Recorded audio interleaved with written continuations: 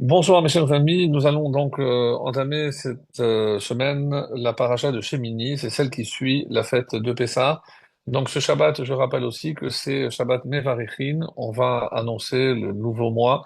Autrement dit, tout le mois de Nissan se termine avec évidemment toutes les festivités, Baruch Hashem. Et bien que nous n'ayons pas encore parlé de Sephirat Omer, on va le faire aujourd'hui un petit peu, mais sans rentrer dans le deuil des élèves de Rabbi Akiva, on attendra un peu plus l'Akba Omer pour en parler. Mais c'est vrai que si on réfléchit, et on aurait dû se dire que cette période qui sépare la fête de Pessah de la fête de Shavuot, comme la Séphirat Omer nous le montre, donc pour relier ces deux événements, donc aurait dû être une période extrêmement joyeuse, puisque c'est presque comme disent nos maîtres, Chol HaMoed. C'est quand il y a le début d'une fête et la fin de cette même fête, entre les deux, c'est Chol HaMoed, c'est le profane du sacré. Donc il y a quelque chose de sacré même dans ce profane, même si c'est pas Yom Tov. Donc toute cette période aurait dû être marquée donc par cette joie de cette préparation à cet événement unique qu'est Matan Torah, et ça va être entaché donc par la mort des 24 000 élèves de Rabbi Akiva. C'est la raison pour laquelle que nous ne faisons pas de mariage, on n'écoute pas de musique, on n'est pas aussi joyeux qu'on devrait l'être. Pour les Sfaradim jusqu'à l'Akba Omer inclus, et pour les Ashkenazim, eux commencent à partir de Rosh Chodesh Iyar et jusqu'au 33e jour. Donc, que je compte d'une façon ou d'une autre, l'essentiel c'est que, comme le précise le Talmud, que cette épidémie a duré 33 jours. Et dans 33 jours, donc 24 000 élèves sont morts. Donc, la paracha de Shemini, elle est bien connue puisque dans son début, on va lire d'abord la narration de cette inauguration tant attendue du Mishkan, le huitième jour. Pourquoi le huitième jour? Parce qu'il y a eu ce qu'on appelle les Sheva Yemei Miluim, les 7 jours de préparation, où chaque jour, c'était Moshe qui remontait tout le Mishkan et faisait tout ce qu'il fallait faire. Le septième jour, il a fini, et le huitième jour, donc il s'adresse à son frère, Aharon, qui va prendre le relais. C'est le jour de l'inauguration. Nous savons, comme dans le traité de Megillah, on le précise, que lorsqu'un passage commence par Vaïhi, comme la Megillah, Vaïhi bimei Achashverosh, donc Vaïhi annonce toujours un malheur. Alors qu'on est en pleine inauguration du tabernacle, comment la paracha débute-t-elle par ce mot Vaïhi qui annonce un malheur? Et la réponse des Rachamim dans les Midrashim et autres, c'est parce que ce jour-là, oui, il va y avoir un malheur. Et ce malheur, évidemment, c'est la mort des deux fils de Aharon, Nadav et Avihu. On a évidemment parlé toutes les années précédentes et on ne peut pas passer outre cet événement tellement triste. Comment imaginer que ces deux enfants qui ont été conviés. On dit que pour Matan Torah, qui sont les personnes qui sont montées ou qui se sont approchées? Ce sont les 74, c'est-à-dire les 70 anciens, Moshe, Aaron, Nadav et Avihu. Donc ils font partie de l'élite. Donc si Moshe est le premier du peuple et Aaron son frère le deuxième, Nadav et Avihu sont le numéro 3 et le numéro 4. Donc c'est dire l'importance de ces personnages qui, malgré tout ce qu'on pourra dire année après année, on reviendra sur toutes les explications, pas moins de 12 ou certains 14 explications, quelle a été véritablement cette faute. Cependant, le texte dit clairement, ils ont apporté un feu étranger. Donc, et la réponse à la question qui se pose d'elle-même, alors, pourquoi les Chachamim s'évertuent-ils à trouver d'autres réponses alors que la Torah n'en a retenu qu'une seule? Ils ont apporté du feu étranger, autrement dit que Dieu n'avait pas ordonné. Alors l'erreur, si vous voulez, quand on regarde un peu plus près, c'était une erreur dans le temps surtout, puisque si c'était le deuxième jour, oui, ils auraient pu apporter, eux, ce feu et ne pas attendre qu'il vienne d'en haut. Donc, mais comme c'était le premier jour, et c'était là, ils auraient pu peut-être avoir un doute, demander à leur père ou à Moshe, leur oncle, ils ont, comme on va le voir, une des réponses qui est donnée par les Chachamim, c'est qu'ils ont montré la halakha, ils ont légiféré en vue et surtout en présence d'une autorité compétente supérieure à eux-mêmes. Donc ils auraient dû demander ou à leur père ou à leur oncle et ne pas avoir cette initiative, parce que si Dieu ne l'avait pas ordonné, ils ne pouvaient pas imaginer que c'était à eux de prendre cette initiative, ou alors, s'ils voulaient le faire, avoir l'aval ou de Moshe ou de leur père Aaron. Donc, c'est sur ce thème-là qu'on va essayer de se concentrer ce soir. Donc, encore une fois, pas de grand hidushim par rapport à tout ce qui a déjà été dit les années précédentes. Et je vous invite toujours, même si la paracha c'est la même, et que certains des commentaires reviennent, toujours, on essaye toujours sous un angle nouveau, mais il est bon pour avoir une vision encore plus riche et plus complète d'essayer d'écouter les autres cours. Encore une fois, pas que les miens, mais il y a d'autres cours en ligne ou en live pour essayer de s'enrichir et évidemment tout ceci pour améliorer notre Avodat Hashem. Donc, il ne s'agit pas exclusivement on va dire, d'élargir nos connaissances de la Torah, certainement pas. Mais c'est comment ce que je peux apprendre peut influencer dans mon quotidien, dans mon service à Kadosh Baruch Hu. Et précisément par rapport à ce service à Kadosh Baruch Hu, nous avons cette période de Sephirat Omer, donc ce décompte, cette supputation, comme on l'appelle, qui va depuis Pessah et jusqu'à Shavuot, où tout le monde devient kabbaliste. Et là, même si en temps normal, on ne comprend pas ce que, on ne comprend pas ce que ces signes ou ces symboles signifient. Donc, qu'est-ce que c'est Chesed, Chesed Sheba Chesed, Chesed Sheba Gevura, Gevura Sheba Chesed. Donc, on ne comprend pas forcément tout ce que l'on lit et on voit que chaque jour correspond à une séphira parmi d'autres séphirotes puisqu'il y a 7 séphirotes. Donc le premier jour, c'est Chesed, Chesed Sheba Chesed. Après, c'est Gevura Sheba Chesed, etc. Donc, les 7 de Chesed. Et je prends ainsi chacune sans savoir exactement ce à quoi ça correspond. Donc, on va essayer aujourd'hui, ce soir, d'essayer d'en savoir un peu plus. Pourquoi? Parce que on a tous évidemment des défauts qu'il faut réussir à améliorer. Mais pour les améliorer, il faut d'abord prendre connaissance de ses propres défauts, accepter évidemment qu'on n'est pas parfait. Le chesed, par exemple, c'est le don. Mais est-ce que je donne à qui je veux? Est-ce que je donne à qui j'aime? Est-ce qu'il y a d'autres personnes à qui je devrais donner et à qui je ne donne pas? Etc. Donc, Gevura, donc c'est au contraire. Donc là, je suis plus strict avec certains. Est-ce que il ne faudrait pas être peut-être plus chesed que Gevura avec certains? Donc, encore une fois, on voit que il y a, par exemple, je me rapproche plus de ceux qui me ressemblent et je m'éloigne de ceux qui sont différents de moi. Donc ça, vous allez dire, mais c'est normal, c'est naturel. Non, c'est ni normal ni naturel. Pourquoi? Parce que qui me dit que je ne peux pas apporter plus à celui qui est différent de moi, plus qu'à celui qui est identique à moi, qui pense comme moi, qui vit comme moi la Torah et les mitzvot. Donc il y a évidemment un travail de fond par rapport à ces midotes. Et celui qui l'a compris il y a presque 8 siècles, 7, 8 siècles, c'est évidemment le Rambam. Rambam, lorsqu'il parle de son code d'éthique, il appelle ça Hilchot Deot. Mais Deot, c'est les connaissances. Deot, c'est les pensées. Dea, c'est dans la tête. Alors que il va parler des midotes. Alors on ne comprend pas comment il traite les midotes, les traits de caractère, et il appelle ça Ilchot Deot. Donc la connaissance, le savoir, parce qu'il avait bien compris il y a bien longtemps que, encore une fois, il faut savoir que les midotes essentiellement se trouvent dans la tête.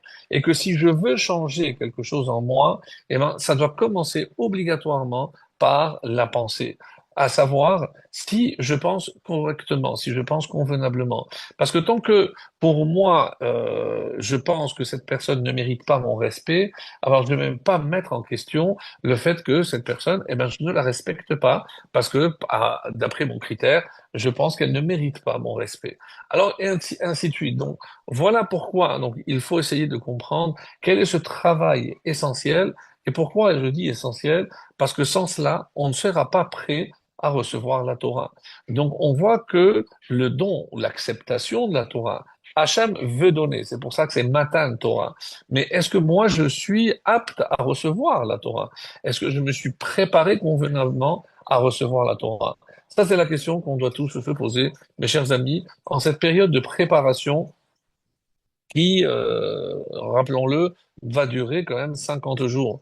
À quoi cela ressemble-t-il? Il y a un machal très beau dans le Midrash qui dit qu'il y avait un roi et à l'époque il y avait des prisons dans le palais lui-même.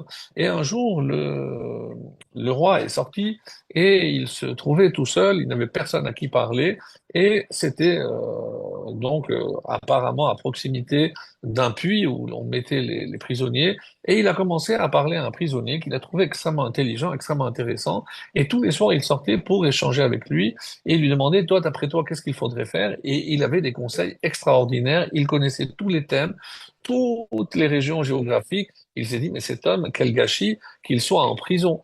Alors il lui a dit, je te fais une promesse, c'est que non seulement je vais te sortir de cette prison, mais on va, au bout de 50 jours, on va préparer le mariage et je vais te donner ma fille. Alors évidemment, on a compris qu'il s'agit ici du peuple juif, hein, qui était prisonnier, mais qui détient un savoir et, encore une fois, dans sa nature, qui provient évidemment des Havot, des patriarches, d'Abraham, Isaac et Yaakov. Nous avons de notre nature quelque chose qui est unique au monde et qui fait de nous un peuple unique qui a été capable de traverser l'histoire de l'humanité et nous voilà encore, peut-être pas encore une fois à notre, on va dire, à notre plus beau niveau, notre haut niveau. Sinon, le Mashiach aurait été là, on aurait récupéré le Beth Amikdash, le temple. Donc, c'est qu'on a encore apparemment du travail à faire. Quoi qu'il en soit, on comprend que le fait qu'Hachem nous ait donné la Torah au bout de ces 50 jours, c'est parce qu'il fallait d'abord qu'on soit prêt et et donc, c'est pour ça que forcément, cette préparation nous concerne tous. Alors, pour revenir un petit peu à la paracha, et on va essayer de jongler donc un petit peu entre la paracha et la période du Homer, parce que vous allez voir évidemment que c'est lié. Donc, on a dit que Vaïhi, donc si j'ai bien compris, ça annonce forcément un malheur. Ce malheur, c'est la disparition de ces deux hommes, Nadav et Avihu. Alors, on est ici face, comme dit le Midrash, peut-être, si on réfléchit, la femme la plus heureuse du monde. Qui est cette femme qui est tellement heureuse? Elle s'appelle Elisheva. Elle n'est autre que la femme de Aaron. Imaginez le jour de l'inauguration du temple, donc son mari va pour la première fois dans l'histoire du monde et de l'histoire du peuple juif prendre ses fonctions de grand prêtre avec le fonctionnement qui commencera avec son mari, donc du tabernacle, du Mishkan, avec ses deux enfants Nadav et Abihu qui viennent seconder leur père, avec le beau-frère qui n'est autre que Moshe, et aussi, n'oublions pas que l'inauguration du tabernacle, le premier jour, quelle est la tribu qui a commencé l'inauguration du Mishkan, c'était la tribu de Yehuda. Et qui était le représentant de la tribu de Yehuda, Narshon ben Aminadav, qui n'est autre que le frère de Elisheba. Alors, imaginez donc ce jour qui aurait dû être un jour incommensurable pour cette femme d'Elisheba, et on vient lui annoncer, à peine une heure après l'inauguration, eh ben, prépare-toi à la Levaya parce que tu viens de perdre deux enfants. Donc, une calamité. Certains auraient crié à l'œil au mauvais œil, ben, c'était trop pour une même femme, comment elle a pu... Mais évidemment, non, on va dépasser cette explication, essayer de comprendre qu'est-ce que qu'est-ce qui peut se passer par là, on peut comprendre par là. Alors, il y a une histoire qui est rapportée par le Midrash. Donc, c'est un khatan qui devait se marier et une semaine avant, le père a fait une grande fête parce que pendant la semaine, il n'allait pas voir sa femme, sa future femme.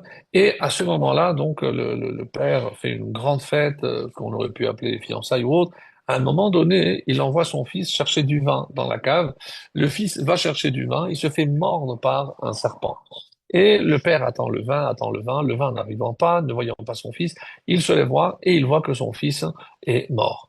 Et il retourne et il annonce, il dit, voilà, vous êtes venus pour mon fils, alors vous allez tous faire la bracha avec moi. Baruch ata Hashem Elokeinu melech haolam, Dayan ha'emet.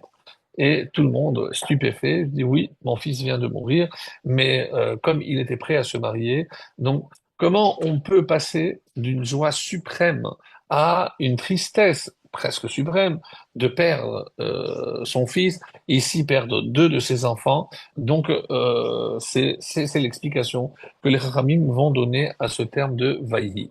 Alors, avant d'arriver et essayer de comprendre un nouvel éclairage que je vous ai préparé pour ce soir, j'aimerais poser quelques questions sur le début de la paracha. Alors, je vais vous lire. Donc, Vahi Bayom Shemini. Donc, Moshe, il va appeler qui? Aharon, Ubanav, Vezikne Israël. Il appelle Aharon. Aharon, c'est normal, puisque c'est lui qui va prendre le relais. Mais Banav, Nadav et Abihu, bon, ils vont peut-être seconder leur père, c'est normal. Zikne Israël et les anciens. On ne comprend pas trop bien ce que les Zékénim viennent faire ici.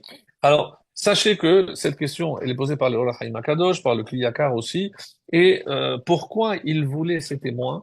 Parce que ne voulait surtout pas que les gens disent que c'est Moshe qui a décidé de donner ce grand honneur à son frère. Donc, il fallait qu'il y ait des témoins, que c'est Hachem qui l'avait ordonné, et c'est en tant que témoin qu'il va prendre ces 70 sages pour qu'ils puissent justement témoigner que Moshe Rabbeinu a fait exactement ce que Hachem lui avait demandé.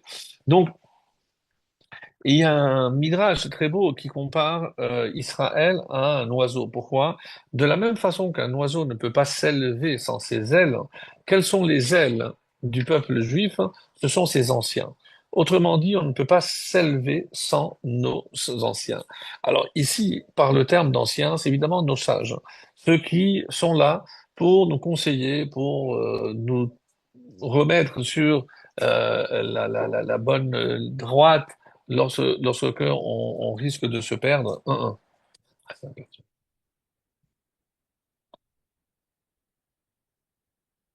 Et on a vu donc ces 70 anciens pour la première fois en Égypte. En Égypte, comme vous le savez, ils devaient se présenter également chez le pharaon, mais ils ont eu peur, ils ont battu en retraite et ils ne se sont pas présentés devant le pharaon. Alors ici, à Matan Torah, on va les voir également, comme je l'avais déjà dit. Donc on essaie de comprendre pourquoi il a fallu donc ces ékénimes, les Hashmiam, Shealpi, Hadibur, Asa, Kaasher, Tiva, Hashem. C'est la réponse du Kliyakar, donc c'est un peu plus long, mais vraiment d'une manière très succincte, parce que il voulait faire comprendre que si Moshe a commencé lui aussi de la tribu de Lévi, pourquoi il passe le relais à son frère? Donc il fallait qu'il comprenne que c'est par ordre divin qu'il passait maintenant le relais à son frère, et c'est Hachem qui lui avait demandé pour que justement ces anciens puissent passer le relais au peuple et ne pas surtout s'imaginer que Moshe a fait ça de sa propre initiative. Alors, pour ce qui est de ce mois qui touche à sa fin, j'aimerais ici rapporter quelque chose de très intéressant. On n'a pas souvent parlé. On sait que le mois de Nissan a une particularité, c'est que pendant tout le mois, il n'y a pas de tachanunim, il n'y a pas de supplication, il n'y a pas de jeûne, à part le jeûne des premiers-nés, je parle de jeûne public, et il n'y a pas non plus de hesped, d'oraison funèbre. Alors, pourquoi tout le mois? On explique que d'abord, c'est parce que les 12 premiers jours, c'était l'inauguration du Mishkan, qui a commencé précisément, comme notre paracha ici, et Rashi va le préciser, Vaï Bayom Shemini, Shemini Lamiluim, Hu Rosh Chodesh Nissan. C'est le premier du mois de Nissan, donc à 15 jours près, ça faisait un an qu'on est sorti d'Égypte. Donc ça c'est pour l'inauguration, et on voit ici que donc les 12 premiers jours. Ensuite, ça se termine le 12, comme j'ai dit. Le quatorze Nissan, je devais faire le Korban Pessah, et évidemment, le 15 commence les 7 jours de Pessah. Donc, il y a un jour qui est pris un peu en sandwich, c'est le 13. Le 13, effectivement, il n'y a rien. Quand je dis qu'il n'y a rien, ça veut dire qu'il n'y a pas d'événement. Mais il se trouve pris entre l'inauguration du Mishkan et la fête de Pessah. Donc, c'est un jour qui a toute son importance peut-être à une autre occasion, on en parlera. Et donc, on termine le 21 en Israël, le 22, il reste encore une semaine. Donc, quand je vois ce que le tour, donc avant même le Shulchan Aruch, dit que on ne doit pas faire Tachanounim de Rosh Chodesh jusqu'à Isru Chag, jusqu'à la fin de la fête. D'après le tour, on aurait dû reprendre les Tachanounim juste après la fin de Pessah. Parce que pour lui, il n'y a plus d'explication pourquoi on ne fait pas. Alors oui, je sais que l'explication qu'on donne souvent, c'est parce que si déjà la majorité du mois, ben, on n'a pas fait Tachanounim, alors ben, on prolonge tout le mois. Ça, c'est une explication qui est vraie, certainement, qui a des bases. Mais quand on regarde le Bet Yosef, donc le commentaire sur le tour de Rabbi Yosef Karo, il ne parle pas du tout de ça. Il dit quelque chose, et c'est pour ça que j'estimais que c'était important de revoir ce point-là, parce que il est méconnu. Donc, pourquoi la dernière semaine, on ne fait pas Tachanounim? Et il dit, parce que non seulement nous allons être délivrés le mois de Nissan, mais le temple va être reconstruit en Nissan. Mais quand? À Chol Hamoed. C'est-à-dire que c'est au plein milieu de la fête de Pessah que le temple va être reconstruit. Et alors pourquoi on ne se réjouit pas? Pourquoi on ne fait pas une célébration? En me'arvevim simcha besimcha. Parce qu'on ne mélange pas deux joies, on ne mélange pas deux allégresses. Donc on laisse Pessah et on attendra la fin de Pessah. Donc on attend justement que la fête se termine pour célébrer l'inauguration, cette fois-ci, du troisième temple. Et quand on va célébrer, puisqu'il y aura une semaine de célébration, eh ben c'est précisément la dernière semaine du mois de Nissan. Donc, d'après cette explication merveilleuse du Beth Yosef, ce n'est pas parce qu'il y a la majorité ou pas la majorité, il y a une réponse très profonde et on a intérêt à connaître parce que ces jours qu'on est en train de vivre, donc de la fin du mois de Nissan, marquent précisément donc il faut vraiment le ressentir ainsi, c'est que on espère peut-être encore, il reste quelques jours, eh ben on pourra peut-être célébrer la reconstruction du temple. Comme on a commencé le mois de Nissan, pardon, et comme vous le savez, il y a plusieurs événements, pardon, qui se sont déroulés, et tous ces événements sont relatés dans le traité de Shabbat à la page 87 B, Pezaïn Hamoud Bet, et en milieu de la page, la Gemara donc va apporter Amar le Rav Habibi, Mechoz Na'a le Ravashi. Donc Rav Habibi, même s'il y a une correction d'après le Bar, il dit qu'il s'agit de Ravasi. De Ozna'a qui dit à Ravashi, Tashma, viens, écoute. Vahi Bachodesh Harishon Bashana Hashenit, ce fut le premier mois de la deuxième année, au premier mois que le Mishkan fut érigé. Donc on parle du premier Nissan. Et là, qu'est-ce qu'il dit? Tana, on l'a enseigné, Oto Yom Natal Aser Atarot. Ce jour a reçu 10 couronnes. Quelles sont ces 10 couronnes? Je vais passer rapidement. On pourrait évidemment s'attarder, mais on ne va pas le faire. Rishon les Maaseh Bereshit. C'est le premier de l'ouvre, pardon, de l'œuvre de la création. Parce qu'on dit que bah, il n'y a pas marqué Yom Echad, il n'y a pas marqué Yom Rishon.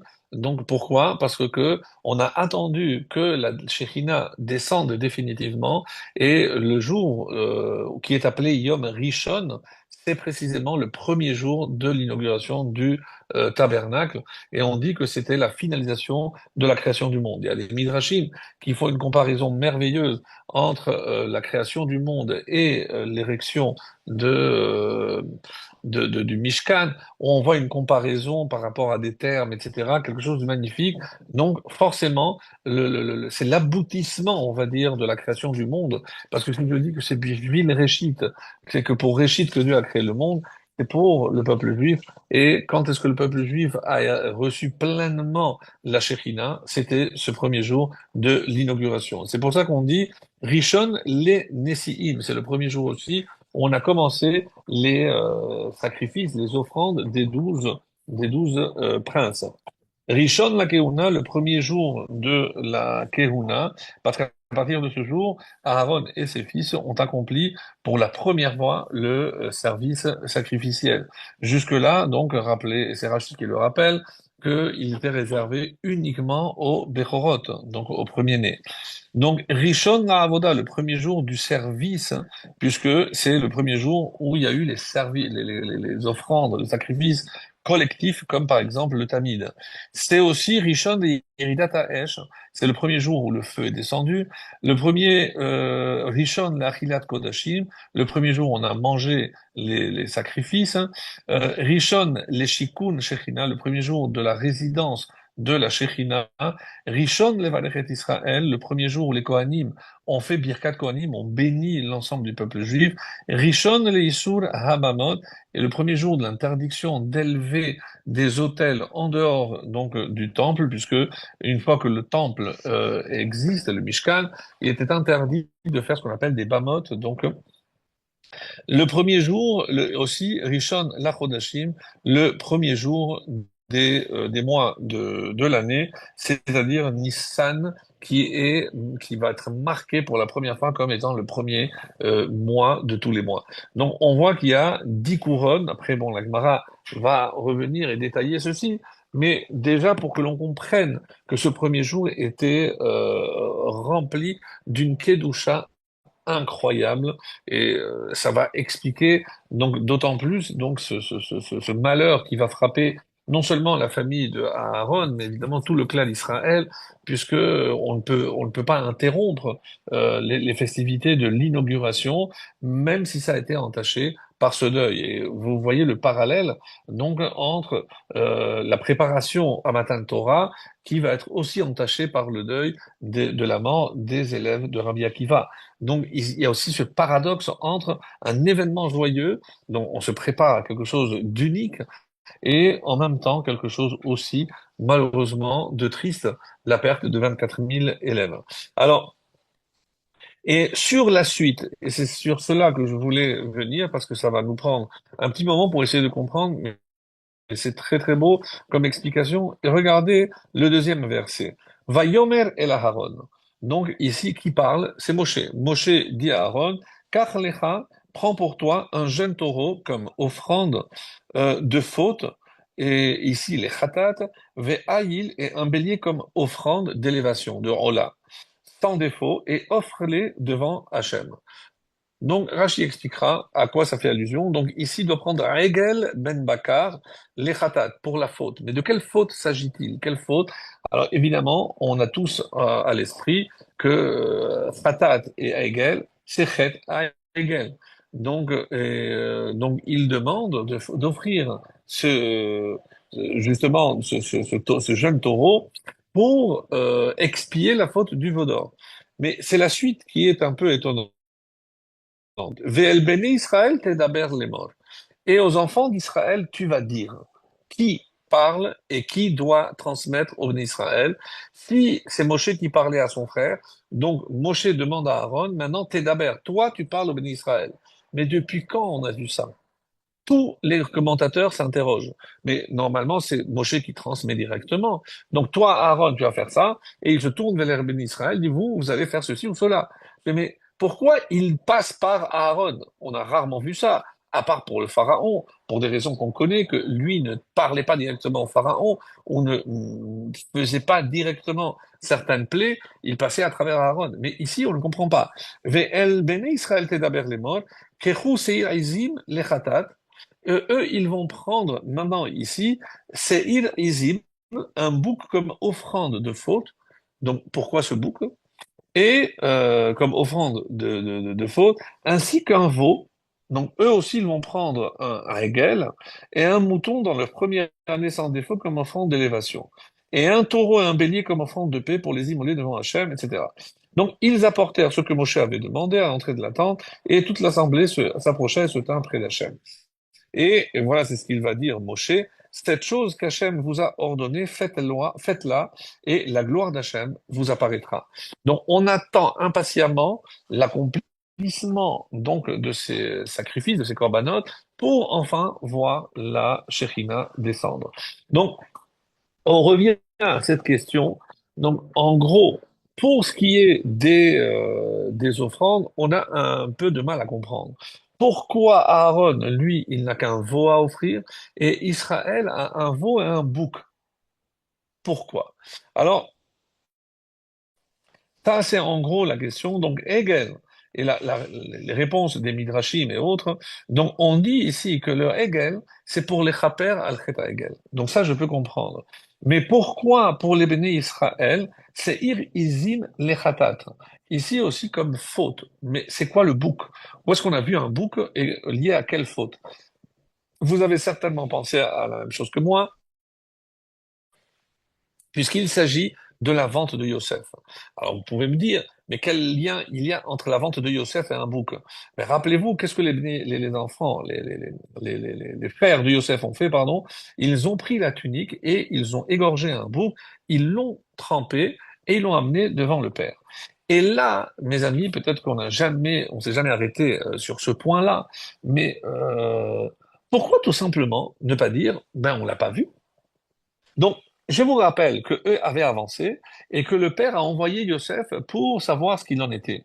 Eh bien, ils auraient pu tout simplement ignorer. Ne me dites pas oui parce qu'ils ne mentent pas, mais au final, ils vont mentir.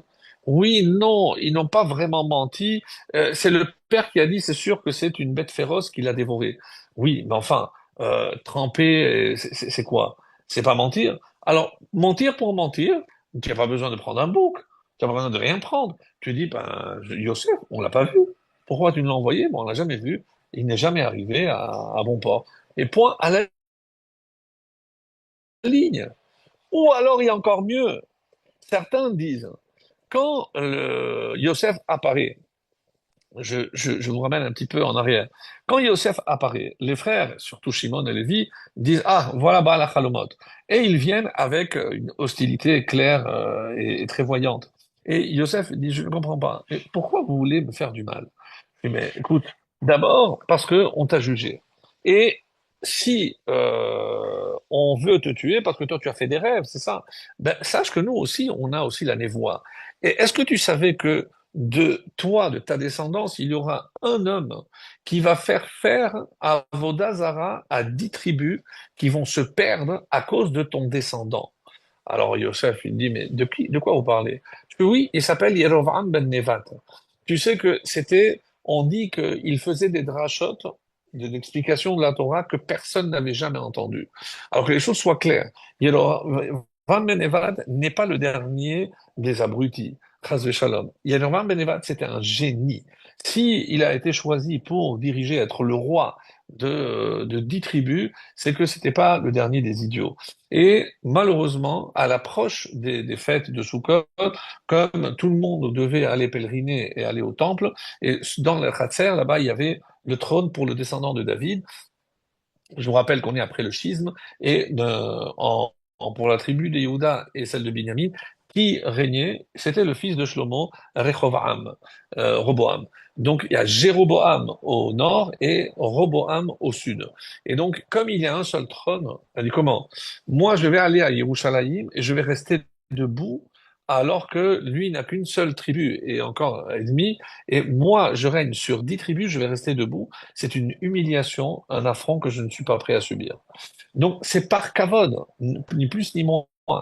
Est-ce que vous imaginez, après tout ce qu'il a fait, on dit qu'il a fait construire deux veaux, un à Dan et un à Bethel, et il a dit aux 10 tribus, vous n'avez plus besoin d'aller à Jérusalem, désormais, dorénavant, vous allez offrir ici. Et d'après certains textes, il aurait réussi à faire en sorte que le veau, bah, est-ce que c'était avec des aimants ou autre, ben, il était suspendu en l'air et il avait des formules et le veau parlait. Donc, c'est pas juste deux petites statues. Donc, il s'est montré extrêmement convaincant. Donc, ça, c'est rapporté dans les textes. Donc, un veau au nord, un veau à la limite entre le royaume du nord et du sud, pour empêcher, et malheureusement, donc toutes ces tribus vont disparaître et vont faire la Vodazara. Donc si on te tue, c'est pour éviter que ces 10 tribus fassent Avodazara. Alors je me dis, mais de quoi vous parlez? D'abord, depuis quand vous allez me tuer par rapport à ce que mon petit-fils va faire? Mais je comprends pas. Est-ce que vous ne savez pas ce qui s'est passé avec Ishmaël? Ishmaël, lorsque les Malachim ont dit à Hachem, attends, laisse-le mourir de soif, regarde ce que ça va donner à la fin des temps, etc. Je dis, non, mais attends. Mais maintenant, est-ce que lui, il est coupable? Non, il n'est pas coupable. Bah, Hachem Roucham. Je dis, moi, est-ce que je suis coupable de quelque chose? Est-ce que j'ai fait Avodazara? Est-ce que j'ai fait ceci ou cela?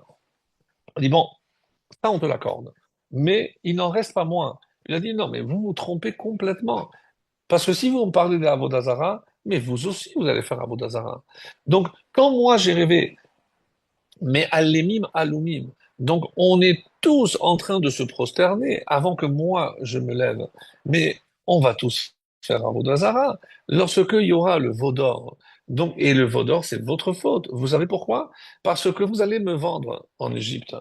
Donc, en Égypte, on va me mettre dans une sépulture au fond du Nil. Donc, va venir Moshe. Et vous savez pourquoi c'est Moshe qui s'occupe? Pourquoi c'est pas la tribu de Yosef ou de Ephraïm ou de Ménaché qui s'occupe de le récupérer?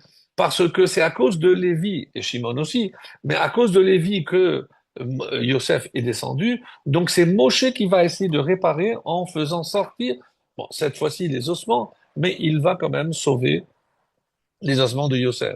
Elle a dit, et qu'est-ce qui va se passer? Parce que vous m'avez vendu, donc Moshe, il va être obligé de faire une plaquette avec un aléchour. Donc le fils adoptif appelé Micha va récupérer cette plaque.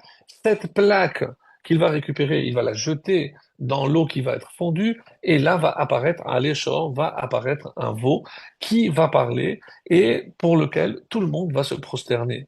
Donc la seule tribu qui va répondre positivement, présent à Moshe lorsqu'il va dire Mil Hashem Elai, c'est la tribu de Lévi. Mais Yehuda, toutes les tribus ont fauté. Donc, qu'est-ce que vous me racontez maintenant que parce que je dis oui, mais sache qu'il y a un principe dans la Torah où on peut punir quelqu'un, mais par rapport à une faute future. Cet épisode, vous le connaissez, il s'appelle Ben Sorer ou Moré. C'est le fils rebelle et révolté. Donc, c'est évident que pour l'instant, il est innocent, mais il va devenir un meurtrier ou pire. Donc, il vaut mieux qu'il meure maintenant qu'il est innocent. Donc, c'est la décision qu'ils vont prendre. Donc, que ce soit par Ben Sorer ou Moré. D'autres avis disent non. Pourquoi ils l'ont condamné à mort? Parce que Mored Malchut. Et ils vont lui donner la preuve. Je dis, mais écoute, tu sais pourquoi Yerovam ben Nevat pourquoi il va faire la Avodazara? Parce que il ne veut pas accepter, quoi donc, que Rehoboam, qui est le fils légitime de Shlomo, petit-fils de David, c'est lui le vrai roi. Donc, il est Mored Bamalchut. C'est un crime de lèse-majesté. Donc, mais d'où ça vient, d'après toi, notre cher petit Yosef? Hein? Mais enlève, oublie la Avodazara. Mais toi, avec tes rêves de grandeur, hein, nous, on a décidé, et c'est comme ça que ça a été acté, c'est que la Malchut, elle revient à Yehuda. Donc, c'est quoi ces rêves de roi que tu as? Donc, tu mérites la mort parce que tu es Mored Bamalchut.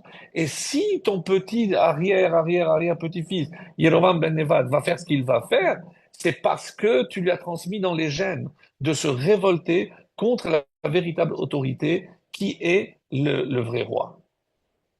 Bon, là, on a scellé le destin de Yosef. Attention. Alors, tout le monde reproche qu'ils se sont assis manger après l'avoir jeté dans le... Mais non, c'est un Sanhédrin qui a jugé et qui a condamné. Alors, si vous l'avez condamné, je ne comprends pas. Bah alors, vous retournez chez votre père. Papa, on a jugé Yosef. Il est Mored Bamalchut, donc il s'est révolté contre l'autorité royale de Yehuda. On l'a jugé, on l'a condamné et on l'a exécuté. Point. À la ligne. Mais est-ce que Yaakov aurait été contre? Si c'est un jugement en bonne et due forme, il connaît aussi la loi.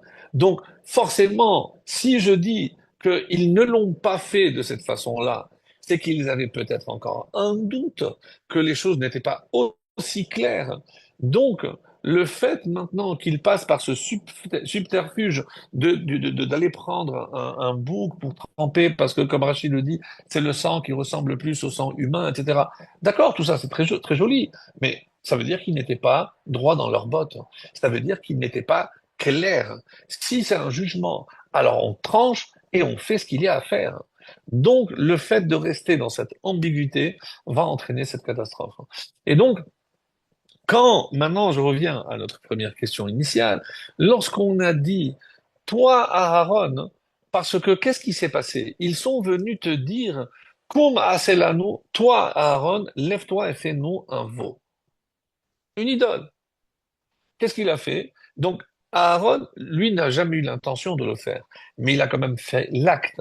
Donc, c'est pour ça que maintenant, Moshe dit à Aaron, toi, prends un veau pour ce que tu as fait, pour expier ta participation au veau, tu dois apporter toi maintenant un veau. Point à la ligne, magnifique. Mais maintenant, eux, ils t'ont dit, Aaron, lui, c'était l'autorité.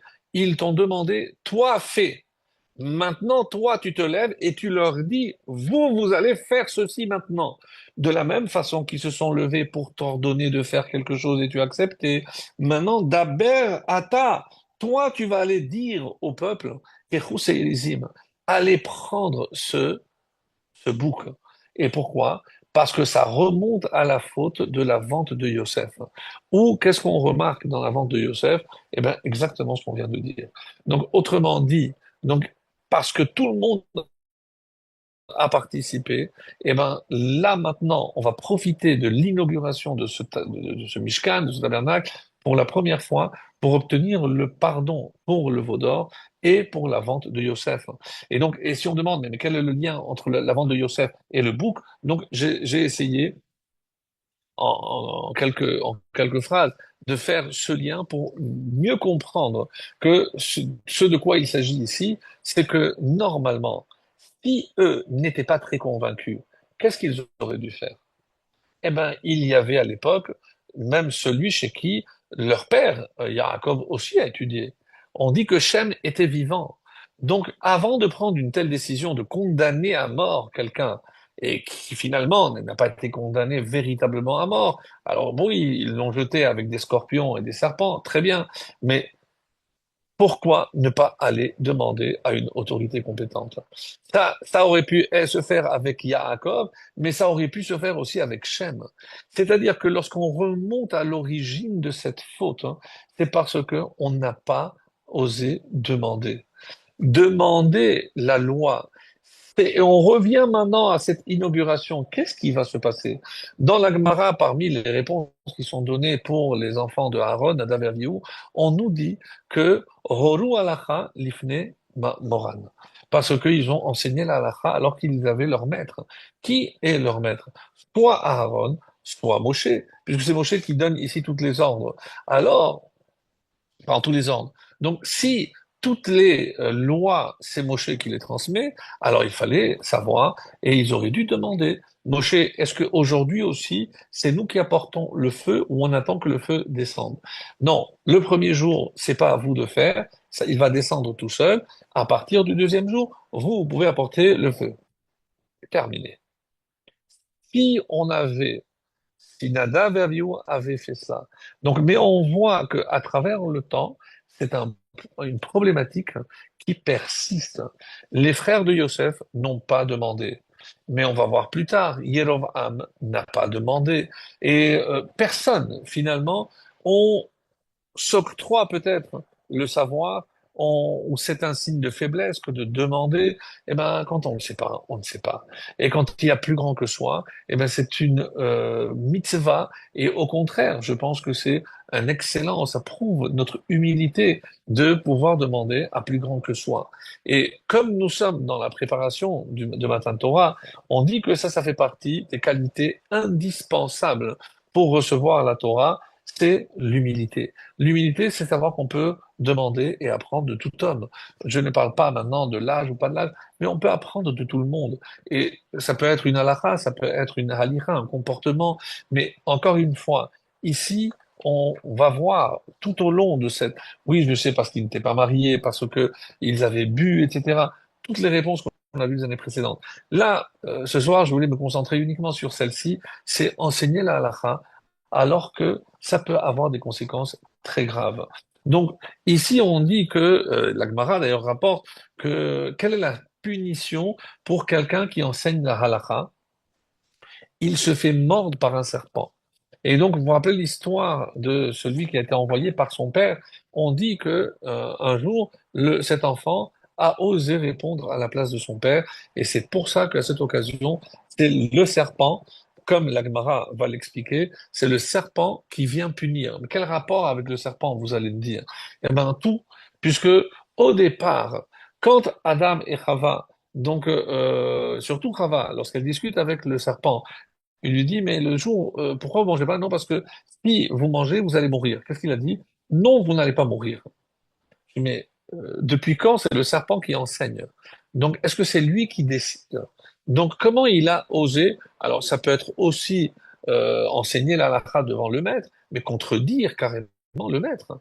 Donc, le premier qui a, en quelque sorte, et on peut comprendre maintenant pourquoi le Mida Keneged Mida, pourquoi mesure pour mesure, dans ce domaine en tout cas, celui qui a osé enseigner la halakha alors que son maître est devant, eh ben, il mérite d'être mordu par un serpent.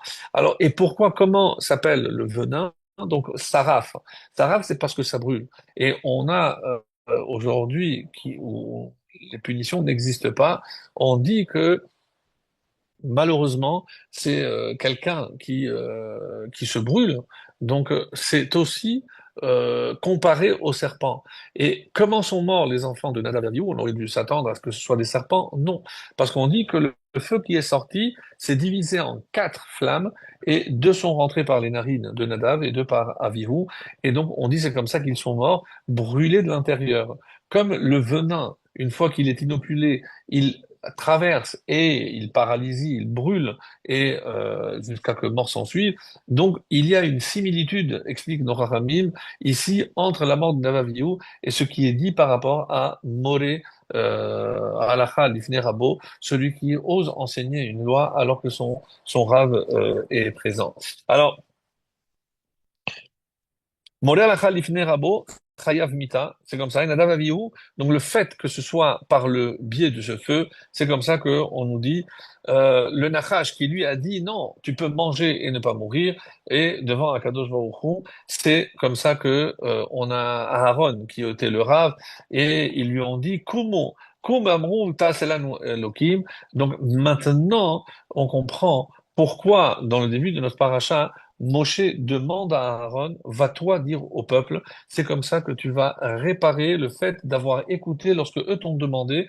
Maintenant, c'est à toi de leur demander d'apporter eux donc et le Hegel et aussi par rapport à la vente de Yosef. Alors, euh, au final, et c'est ce qu'il faut comprendre, d'après tout ce qu'on a dit jusqu'à présent, c'est que aussi bien le Hegel, le veau qui va être offert, le jeune taureau, par Aaron, que le Hegel va Cheves ben Yeshanat Emimim Leola du peuple d'Israël. Donc c'est pas uniquement par rapport à la faute du veau d'or, mais l'essence. Et quand je comprends, ou j'essaie de comprendre pourquoi il y a tellement d'explications sur la faute de Nadav et Abihu, mais alors que la Torah dit clairement quelle a été la faute. Oui, mais n'oubliez pas un principe sur lequel on insiste énormément toujours, c'est que la Torah va à la source des choses. Donc, le fait qu'il ait apporté un feu que Dieu n'avait pas demandé, ça, c'est l'aboutissement. Mais qu'est-ce qui a provoqué? Alors, parce qu'ils n'étaient pas mariés, ou parce qu'ils avaient bu, ou parce qu'ils ont voulu montrer, parce qu'ils ont dit jusqu'à quand ces deux vieux vont mourir, etc., etc.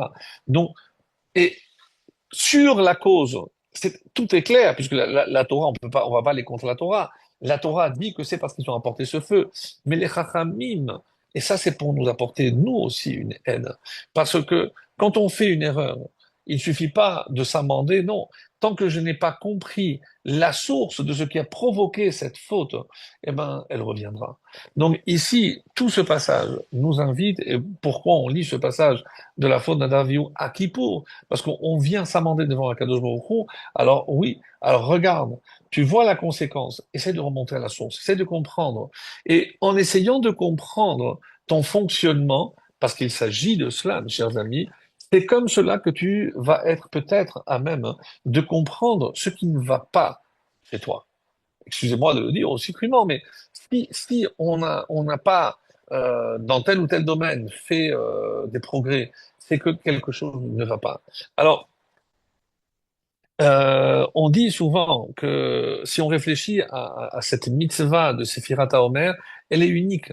Pourquoi? Parce que chaque soir, je fais la bracha, donc c'est pas une entité, mais 49, hein, que alors que c'est une mitzvah de la Torah, il n'y a pas chez Cheyanu, parce que est-ce que je ferai chez Cheyanu? Alors il y a une très belle réponse du Rabbi Rayatz qui a dit, en fait, bon, c'est un peu tard, mais pour l'année prochaine, si d'ici là le Mashiach n'est pas là, donc c'est quand on fait chez Cheyanu le soir, c'est-à-dire dans la Haggadah, dans le Kiddush, donc on fait chez Cheyanu pour le temps de Pessah, pour la Haggadah, pour les mitzvot, pour la matzah et aussi pour le Homer. Parce que comme c'est lié, donc dans ce Shechianu, je dois aussi inclure la mitzvah du Homer, qui va de pair avec la sortie d'Égypte. Parce que si je n'ai pas compris que je suis sorti d'Égypte pour me préparer à recevoir la Torah, alors je n'ai rien compris. Donc dans ce Shechianu, il y a aussi Sfirat Homer. Donc d'après cette explication, c'est pas qu'il n'y a pas de Shechianu pour le Sfirat Homer, il y a, mais elle est un petit peu avant, c'est-à-dire le soir du Seder. Alors, donc, dans tout ce processus de Sfirat Omer, donc il y a ici quelque chose de formidable, c'est l'orge. Donc, on apporte de l'orge. Donc, c'est une mesure d'orge. Le Homer, c'est une mesure d'orge. Et je commence à compter. Aujourd'hui, ça fait un, 2, 3, 4. Donc, on a compté 9 jours, donc une semaine et 2 jours, etc. Si l'important, c'est le but, c'est-à-dire le don de la Torah, pourquoi je pars du principe du Homer? Donc c'est une question évidemment qui revient tous les ans. Pardon, j'aurais dû faire un compte à rebours. Donc il reste. Alors une réponse du Sefer HaChinuch, très jolie, très pshat, hein. Veze she'anu monim le'Homer ve'enanu monim kach ve'kach yamim yesh lanu ad matan Torah. Pourquoi on dit pas il reste 38 jours jusqu'à Matan Torah, כי לא נרצה להזכיר בתחילת חשבוננו ריבוי הימים שיש לנו להגיע לקורבן שתי הלחם על הצלע. Parce que si je commence avec, car aujourd'hui, 49 jours jusqu'à Matan Torah, 45 jours, ça paraît énorme, ça paraît trop loin. Et, pardon, ça peut être même décourageant. Alors, on commence par un petit compte. Un jour, 2 jours, 3 jours. Bon, ça paraît un peu plus accessible et on ne voit pas encore tout ce qui manque. Ça, c'est l'explication du Minchad du Sefer Achinou. Bon, très joli, mais on comprend que ici, le fait qu'on apporte du homer, de l'orge, alors que normalement les offrandes se font avec du blé, avec des chitines, comme c'est marqué dans Mishnah Sota, dans le deuxième chapitre, Kol amenachot ba'od min hachitin. Toutes les offrandes sont faites à partir de blé, la fine fleur de froment. Minchat sauf sota. Pourquoi? Ba'in min seorin. Pour la sota, on apportait de l'orge. Au minchat Omer min seorin. Et aussi l'offrande du Omer. Pourquoi? Amar Rabban Gamliel, que Shem Shema Asea, parce que ces actes de la sota, Maase Behema, car Korbana Ma'achal Behema. Comme elle a fait un acte qui est purement animal, elle s'est laissée aller avec un autre homme alors qu'elle était mariée ou autre. Donc, eh ben, elle apporte aussi une offrande qui est l'orge, qui est aussi à base d'animal. Donc, mais quel rapport maintenant? Donc, on voit pas la réponse ici par rapport à Sphirata Omer. Donc, je dois voir le travail accompli. Donc, je ne coche pas des cases jusqu'à la fin. C'est ce que je dois voir, hein, c'est ce que j'ai réalisé. Donc, je m'éloigne de mon animalité et je suis fier. C'est comme celui qui a arrêté de boire. Il dit pas, il me reste. Non, ça fait déjà 2 semaines que je ne bois plus. Ça fait déjà 3 semaines et 2 jours que je ne bois plus. Donc, à partir de quand il compte? À partir du moment où il a arrêté.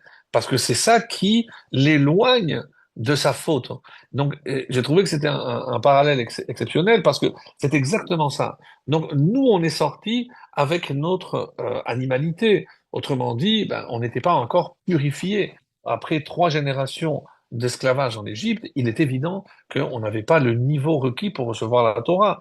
Donc, et c'est comme ça que, si on comprend, comme c'est rapporté ici, euh, il y a Shisha Devarim Nemo dans Chagiga, un passage qu'on avait souvent fait,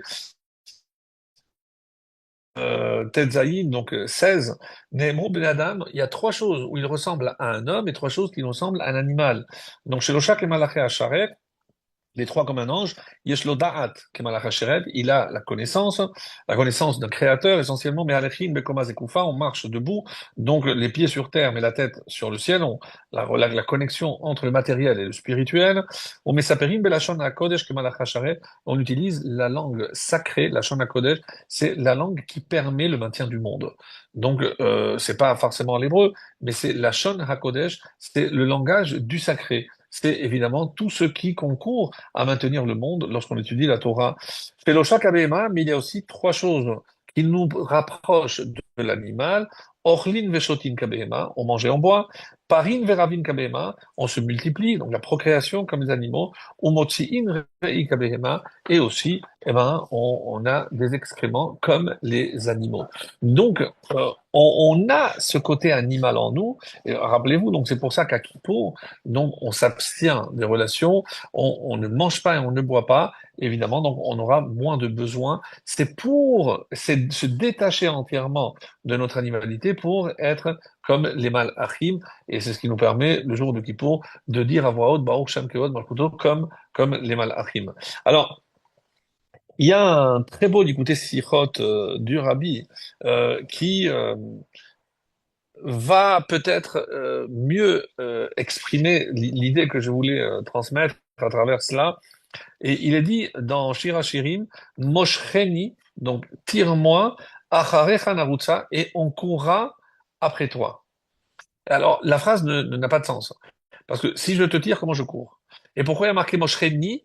Donc tire-moi, ve Narutza, et nous allons courir. Non, rien ne colle. Alors, le rabbi a une explication très belle. Haïnu batechila tzarich hakadosh baruch hu limshach et ha'adam elav. Donc, il est évident qu'au départ, c'est Dieu qui doit tirer l'homme. Ve'ulam acharkar narutza. Mais une fois qu'il nous a donné cette petite poussée, eh ben, alors on aura envie de courir après Hachem. Yehudi yarutz me'atzmo chalak HaKadosh Baruch Hu. Il trouvera la force en lui pour essayer de s'attacher au maximum à Hachem. Mais au tsarir lasim lev. Batehila, ne'emar moshcheni, lashon yachid. Au début, on a dit au singulier, comme on l'a fait signaler. Ve'acharkar ne'emar narutza, lashon rabim, nous courons. Donc, pourquoi on commence en singulier, on termine par un pluriel? Et là, chez Beyetiad, Mitzrayim, Ayinu, Bene Israël, Meshukaim, Bememtet, Beshal et Tum'a, quand on est sorti, et d'après le Rabbi, ce verset de Shir HaShirim parle essentiellement de la sortie d'Égypte.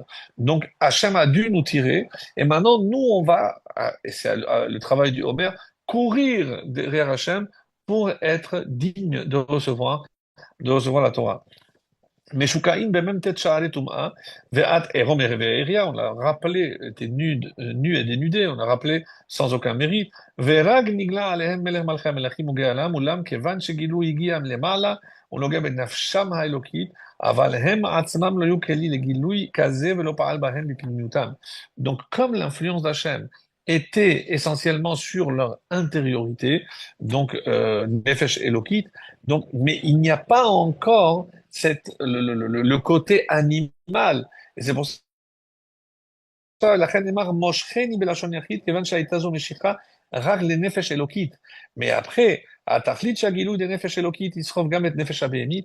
Maintenant, ce que j'essaye de tirer vers Hachem, c'est l'animalité qui est en moi, avec, et c'est pourquoi le pluriel, parce que je vais prendre toutes mes qualités ou toutes mes midotes, ce sont les 7 séphirotes, et je vais essayer de les travailler. Par exemple, et je passe très rapidement parce qu'on pourrait, qu'est-ce que c'est le chesed? C'est le rapprochement à l'autre. J'ai tendance à me rapprocher, comme j'avais donné l'exemple, ce qui me ressemble le plus. Gevura, c'est itrakrut. Donc là, je m'éloigne de ceux qui ne sont pas comme moi, ceux-là, je les évite. Et qu'est-ce que c'est eret? C'est l'équilibre entre les deux. Est-ce que je ne me trompe pas en m'éloignant de cela et en me rapprochant trop de cela? Est-ce que trouver cet équilibre, ça, c'est eret? Et ça, c'est encore une fois un travail. Après, Dieu nous a donné trois autres séphirotes, mais pour renforcer les premières. Pourquoi? Netzar, c'est l'éternité, mais c'est aussi la victoire. C'est comment maintenir le chesed, c'est avec la akshanut, c'est l'entêtement, c'est l'endurance. C'est pas je fais une fois quelque chose de grandiose et c'est fini. Non, c'est l'endurance dans le temps, dans la répétition. Ça, c'est extrêmement difficile. La akshanut. Hod, Hod, la magnificence, c'est le bitoul, c'est savoir s'effacer. C'est représenté par Aharon, donc on en a parlé beaucoup. Et donc, qu'est-ce que ça veut dire? Il faut savoir s'effacer. Donc, travailler sur l'effacement, laisser la place à l'autre. Donc, devant qui? Donc, comme j'ai dit, s'éloigner de l'autre, mais pour m'éloigner, pas parce qu'il me plaît pas, mais parce que moi, je fais un travail sur moi, d'annulation, etc. Yesod, c'est Itkashrut. Yesod, c'est maintenant, donc, me lier à l'autre. Yesod, donc, c'est au niveau de la Brit Mila, c'est par là que se passe le lien, mais la transmission aussi, la hit cacheroute profonde, intime.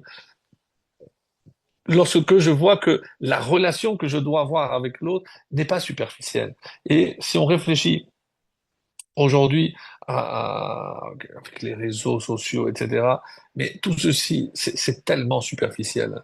Donc, Yesod, et c'est pour ça que c'est la base, est-ce qu'on parle ici d'une véritable relation? Ne serait-ce déjà qu'avec mon entourage, avec mon conjoint, avec mes enfants, avec mes voisins. Donc, créer un vrai lien. Et ça, c'est un travail aussi très important. Et évidemment, la malchoute, c'est le koach habitsua, c'est la force de l'exécution. Parce que je peux avoir de très bonnes intentions, et tout le monde est toujours animé de bonnes intentions. Mais le koach habitsua, c'est la force de l'exécution, de la réalisation, ça c'est malchoute. Donc vous voyez que à ce niveau-là, lorsque je parle des séphirotes, c'est pas des choses très éthérées, c'est de la Kabbalah, pas du tout, mes amis. On parle ici de notre nature profonde, comment je dois le faire.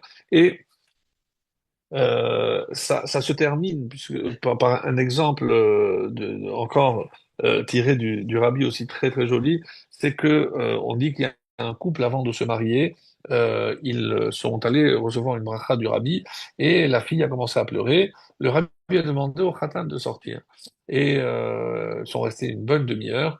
Et après la demi-heure, elle est sortie, elle a séché ses larmes, ils se sont mariés, etc. La première question que le Khatan lui a demandé, mais qu'est-ce qu'il t'a dit? Qu'est-ce qui s'est passé avec le rabbi?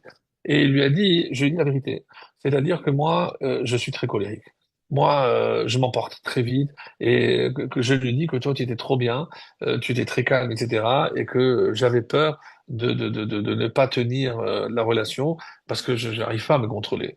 Et alors, qu'est-ce qu'il t'a dit? Il a dit, écoute, dans toute chose, et c'est pour ça que c'est bien pour toutes les décisions, et d'une manière générale, lorsqu'on veut changer quelque chose, il faut commencer par quelque chose de petit. Je dis toujours, et ça c'est le rabbi qui nous a donné cet enseignement, donc choisir quelque chose de petit, il lui a dit, écoute, tu sais quoi, 1 heure par semaine, tu vas aller, il y a une école d'handicapés, et tu vas être volontaire, tu vas voir ce que c'est que lorsque tu dois répéter les choses, lorsque tu sais que l'enfant que tu as en face, il ne fait pas ça pour t'énerver, mais parce que c'est sa nature, il est comme ça, et je peux t'assurer que ça va te permettre de d'abord relativiser, donc, et aussi faire un travail énorme sur toi.